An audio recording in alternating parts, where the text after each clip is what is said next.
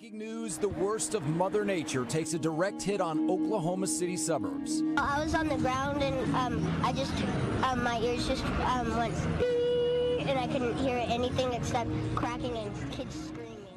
The roads around Port-au-Prince, Haiti are still very difficult to navigate. It seems the easiest way to get the relief where it's needed most is by air. Brush fires that began in northern Los Angeles County have spread across 7 square miles tonight, burning through Leona Valley. The earthquake hit the island nation on Friday. It registered a magnitude of 8.9. That makes it the most powerful quake to hit Japan in at least 100 years. There were reports over the weekend that the quake moved the main island of Japan, the entire island, by 8 feet. And this is what it left behind: scenes of destruction. Structures have already gone up in flames, several of them. Hundreds of people are being chased from their homes, and containment is nowhere in sight. The fire continued its march northwest across Acton, Agua Dulce, Leona Valley, clear through to the edge of Palmdale, jumping natural and man-made fire breaks without so much as a stumble. 80% of New Orleans, including much of downtown, is underwater. Cannot get to them in many cases because the roads are flooded to their homes. And when you pull back for a wide shot, the scene is nothing short of apocalyptic. If ever the cavalry was needed, it is now, and it is in New Orleans. The crisis we're facing today does not require of us the kind of sacrifice many thousands of others were called upon to make. It does require, however, our best effort and our willingness to believe in ourselves and to believe in our capacity to perform great deeds, to believe that together, with God's help, we can and will resolve the problems which now confront us.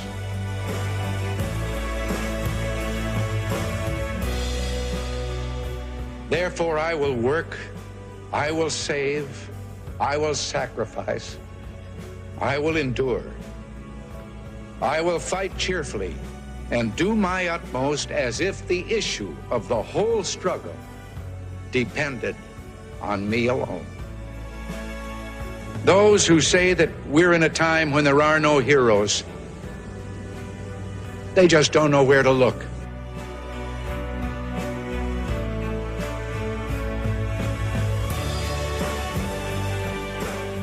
We're about 15 miles outside of Baghdad, and a Republican Guards regiment ambushes this Marine rifle company. They spin their Humvees around, and there is a gunfight that occurs between this regiment and this rifle company.